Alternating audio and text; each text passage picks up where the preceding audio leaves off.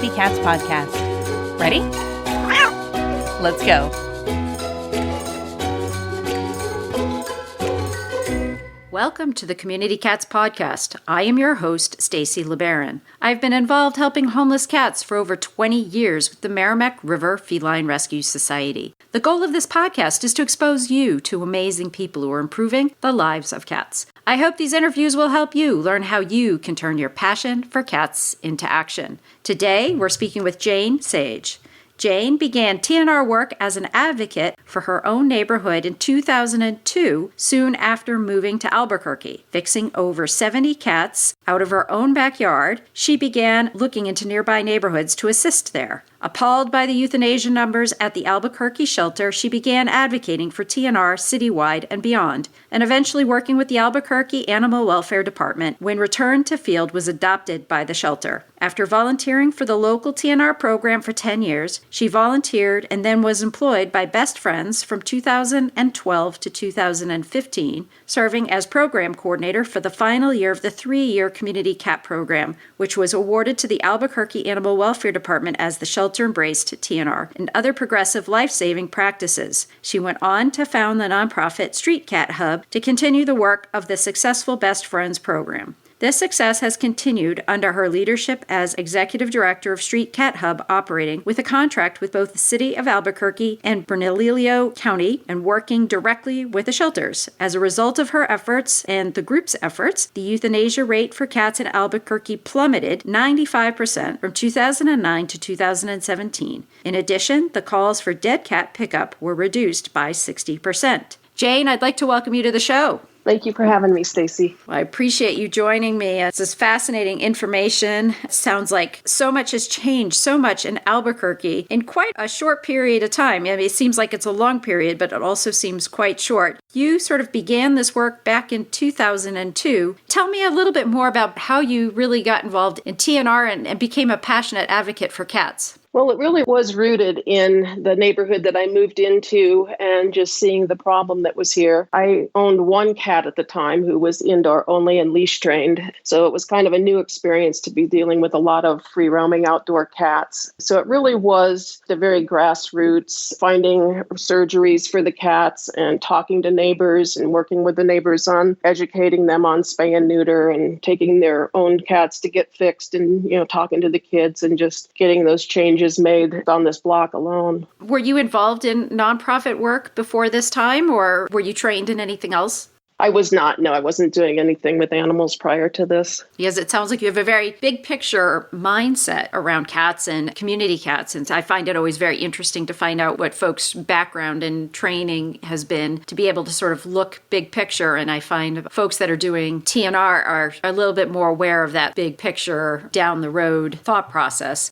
It also sounds like you felt very involved with the city or felt that there should be a role with the city with regards to TNR. And I know that in many communities, we sometimes say, oh, well, the city shouldn't be involved in it. They should just let us do our own thing. What are your thoughts in that relationship, that sort of public-private relationship between organizations? Well, I knew from the number of cats that were being euthanized at the shelter that something had to connect to the shelter. Initially they were just posting the numbers of euthanasias at the shelter, and I did public information requests, which at that time were kind of hard to get from the shelter, but I got them to separate out how many of those were cats, how many of them were dogs, and at that time the cats were the predominant. I mean, by far, a lot more cats were being euthanized than dogs. I knew because of how many euthanasias were taking place at the shelter at some point that had to connect to that. We really actually, we had the Trap Neuter Return program in Albuquerque. Actually, it was quite a bit older than my involvement here. They had a really good grassroots program starting in about 1990 with Street Cat Companions, which was a program out of New Mexico Animal Friends. And they were doing totally separate from the city, but,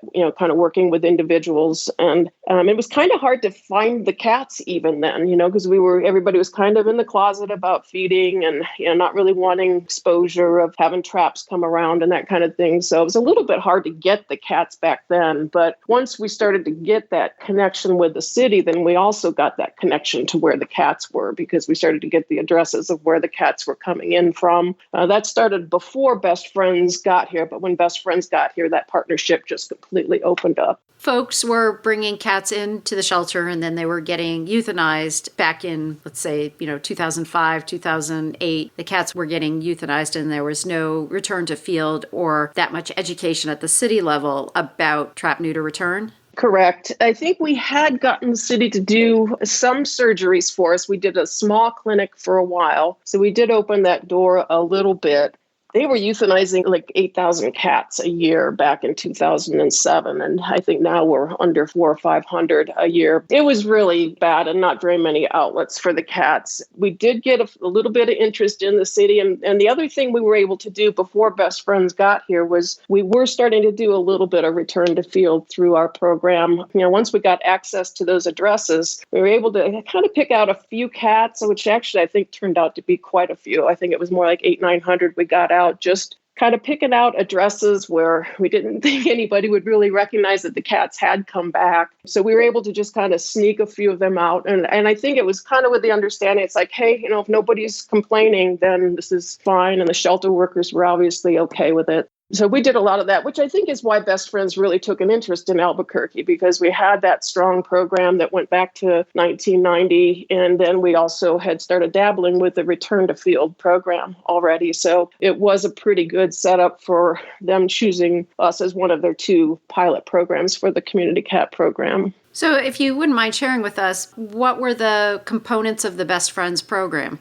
That was $1 million program spread out over 3 years. We started with 2 employees. It kind of fluctuated. Sometimes we had 2 employees. We went up to having as many as 4 employees for a while with that. We just had the 1 van that we worked from here, and everything that was from the city we returned. So they would designate what cats were going to be sent to Best Friends. They would stay at intake, and then we would pick those cats up from intake, and then we would take them to surgery, and we would do everything outside of the shelter. It's a little bit of a hybrid program compared to what Best Friends does most of the time, because most of their programs are completely within the shelter. So they're having their shelter clinics do the surgeries. The cats are being picked up from the shelter and returned. But since we did have this going on the outside, we've done everything outside of the shelter. So we've got a place where we hold the cats. When we trap, we bring the cats there and we hold them. And then we transport the cats to surgery from there, which it's a little bit cumbersome, but it keeps a lot of that clutter out of the shelter too. So their clinic doesn't deal with the feral cats, and their intake doesn't deal with them for very long. So the Best Friends program, this was all pretty much return to field cats, or were they also going for adoption, being placed with adoption partners, a combination?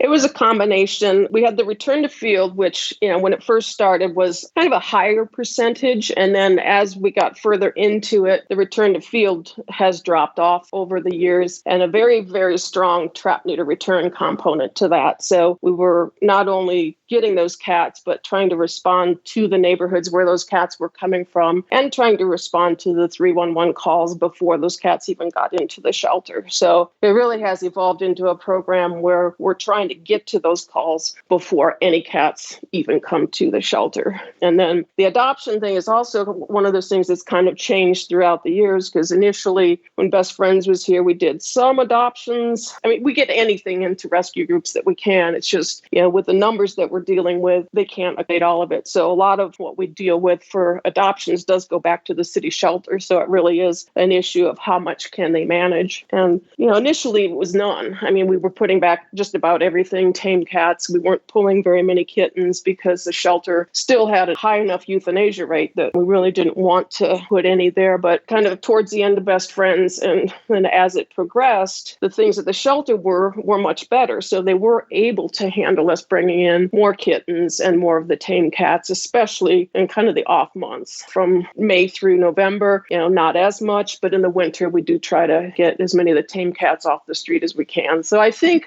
starting with the Best Friends, I think we were pulling about 6-7% for adoption, to where I think last year we pulled around 30% of what we did. I think it was over 600 cats and kittens that we got off the street. And then Best Friends, their time finished and was a brand new nonprofit. nonprofit started? Was Street Cat Hub already in existence, or was that brand new? Street Cat Hub was brand new at that point, and that was something that I founded to fill that gap. And we did go back to our parent organization that we had worked with New Mexico Animal Friends, and they didn't want to take on something this big. They do some adoptions, just not the large numbers. So their preference was that we break off and do it on our own. So we did form Street Cat Hub to take over that role that Best Friends had played. And then that relationship with New Mexico Animal Friends remained good. We still work with them on referrals and that kind of thing. And how was that setting up a brand new organization? I mean, there's so many challenges with a brand new nonprofit. How did that process work? Well, in a way, it wasn't too hard because Best Friends had been here, so we kind of knew what our role was going to be, and everything was kind of in place. So there was a few of us, especially myself, who was consistent throughout the program. So the shelter kind of knew who that point person was. So there was very few changes from the shelter end as far as how things ran, except for the money was coming from the shelter budget rather than Best Friends at that point. So forming a nonprofit was, I mean, it took a lot. It did take a lot of work. And I did get assistance from Neighborhood Cats at that time, was helping some people with the funding and the recommendations on how to go about that.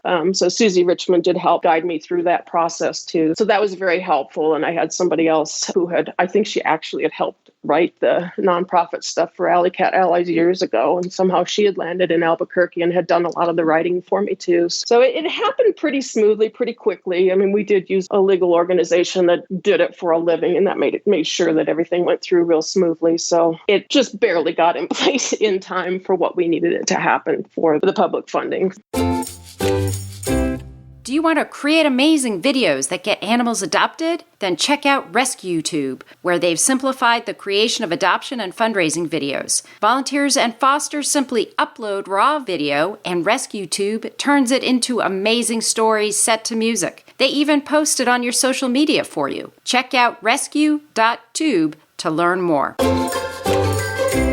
You have a contract with the city, so therefore a bulk of your funding comes from there, and then you have private donors and do the usual fundraising that most groups end up having to do. We don't do a lot of fundraising. We do a lot of letter writing and just like people that know the program, and just try to keep all those people on board and grow that. And then we also do have a contract with Bernalillo County, so that gets the funding for outside of city limits. And Best Friends did fund Valencia County not too long ago. They put some more money into that. They weren't going to do any more in Albuquerque, but they did help a little bit with the surrounding area. So we've had some funding from different places, but the city contract and the county contract really are the core of the funding. Obviously, we're talking about some substantial population here, really significant areas, and my guess is that there are still more cats that need assistance of some kind than you have full capacity that you're able to give. So how do you think strategically, or how are you handling your targeting for your program? Well, initially, like I said, it was kind of hard to find the cats. And at that time, we did use some mapping. So we were going off some of the intakes at the city. And I was using Batch Geo at the time to do the mapping. And that kind of pinpointed where our major populations are. And those actually haven't changed a lot. Those still are along a couple of major corridors, and they tend to be areas with a lot of rental properties. So we targeted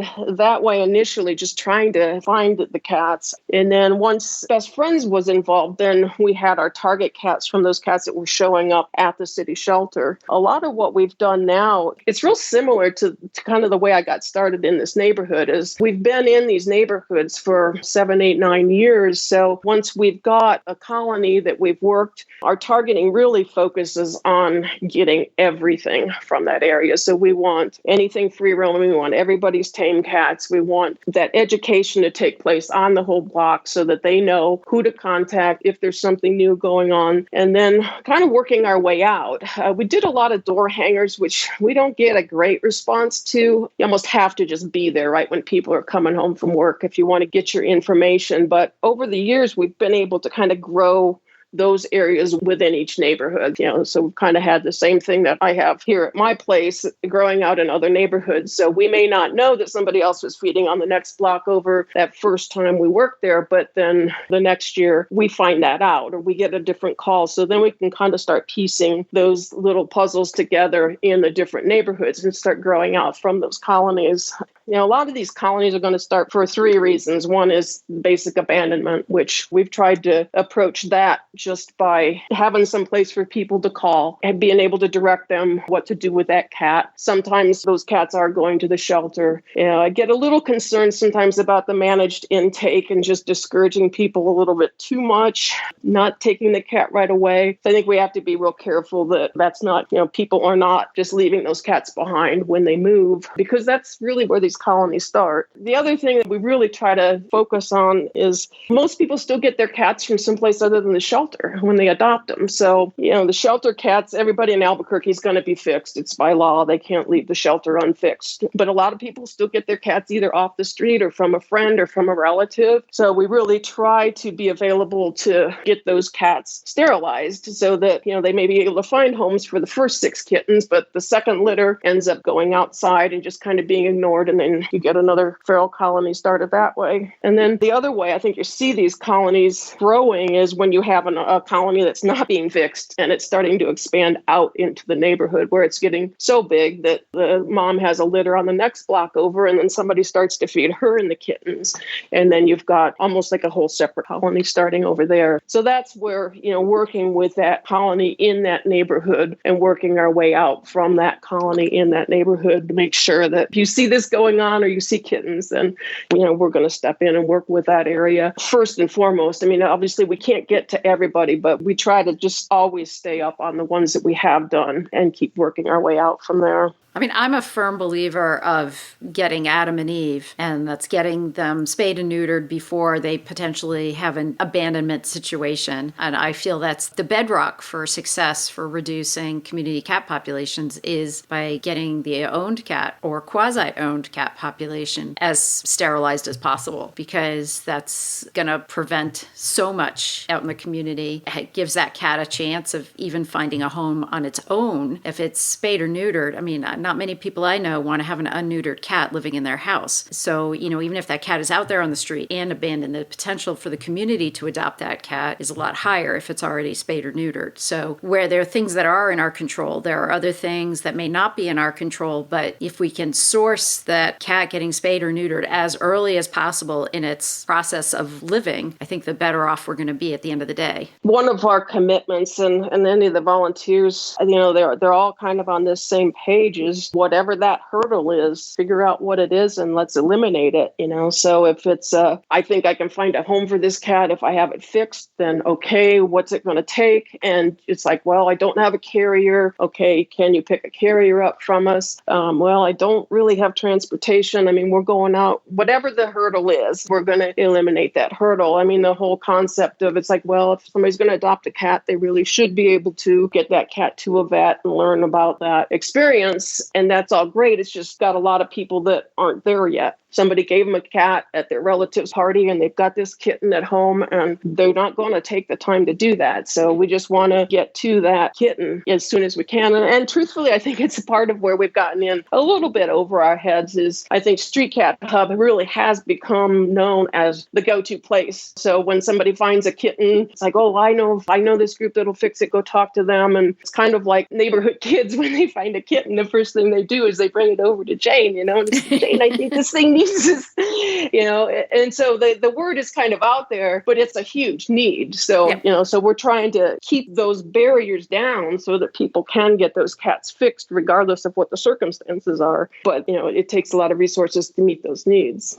You mentioned a bit earlier in the show when you first started out, when Best Friends first started out, they were talking about the fact that 6 or 7% of the cats that were being trapped or brought in were then put up for adoption. And then you had mentioned that percentage has increased substantially over the years to, I think you may have said at some point around 30% or so. And then people do say, is there a vacuum effect, or how does that sort of impact the overall community? And I know it's a hot topic as how do we evaluate our successes without just using the shelter metrics as a measurement of success for our community cat programs? Is there something within this statement that helps us measure our successes better? Our best measure of success, I think, really is the calls for dead cats. And that's been reduced by almost 50%. There's been a lot of changes in the intake for a lot of reasons. Some of it is just not taking cats from certain jurisdictions anymore. Some of it is now we've had the county shelter has peeled off and they have their own shelter. So our intakes have gone down for a variety of reasons. And one of those obvious reasons that critics talk about is, well, you're telling them not to bring feral cats to the shelter. So, of course, the number of feral cats being brought to the shelter is going to be reduced somewhat just on that basis. I think the measure of the kittens coming to the shelter is still a pretty good measure because those they aren't really being told not to bring to the shelter, and people are, they can get a hold of them still and bring them in when they're little. So I think the reduction in kittens coming to the shelter is a decent measure also. But as far as the actual vacuum effect, I think when an officer goes out and they pick up a litter of kittens, which our officers, they don't do a lot of cat pickups. Sometimes they will if there's issues with an injured cat or kitten or something. Or if a citizen brings it in, I think that area becomes very vulnerable to the vacuum effect because nothing else has really been done to stop that from, that cat from having another litter of kittens or from other cats moving in. And I think I always say, like, the cats and kittens that we take to the shelter are gold. Not that the shelter wants the intake, but what's on the other side of that is we have gotten the mom fixed. We have followed up on where all those litter mates are. So if the citizen said, well, I have a home for one of the kittens, it's like, great, give me their number, or, let's hear from them, and we're going to get that kitten fixed too. And it's like, oh, really? It's like, yeah, we've got to get everybody fixed that's associated with this trapping job. So we may take a litter to the shelter, which may affect their intakes, but we're guaranteeing that there won't be other kittens, or as close as to guaranteeing as we can. Obviously, there aren't going to be more kittens from that particular colony or household. And now that neighborhood has a contact of who to talk to try to keep any more kittens from being born on that block or in that colony. So I think we are fighting the vacuum effect. And, the thing is, too, we can talk to people about the food source. So they may say, well, I don't have enough money to feed all these kittens. And we can talk to them about, okay, we really need to keep the food source limited because you really don't want to bring other cats in. Now that we've got this stabilized, we really want you to feed these cats. And then if there's other cats around, we would really rather work on those someplace else. So we really do work with people on how much food to put down. And then that keeps that food source from just growing to meet whatever cat they see. So if folks are interested in finding out more about the work that you're doing and finding out more about Street Cat Hub, how would they reach out to you? We've got a website, streetcathub.org, has information. Emailing is probably the easiest way for us to respond, streetcathub@gmail.com. Is there anything else you'd like to share with our listeners? I believe you might have mentioned there was an article written by Dan Spihar that might have talked about the work that you've done. Yeah, Dan Spihar and Peter Wolf co-authored an article about the program that's got a lot of our numbers in it and a lot of the history about how the program came to be. So there's going to be a link to that with this. And then I think this is just a really good program for people to look at as far as the importance of that grassroots aspect. There's a lot of programs that are coming through the shelters right now, but I think we still have to have this community aspect and this grassroots aspect. And where there's nothing going on, there's just nothing more important than a few people getting started doing it on a small scale. That's great. Well, Jayne, I want to thank you so much for agreeing to be a guest on my show, and I hope we'll have you on in the future. Thank you, Stacy. Thank you for listening to the Community Cats podcast. I would really appreciate it if you would go to iTunes and leave a review of the show. It will help spread the word to help more community cats.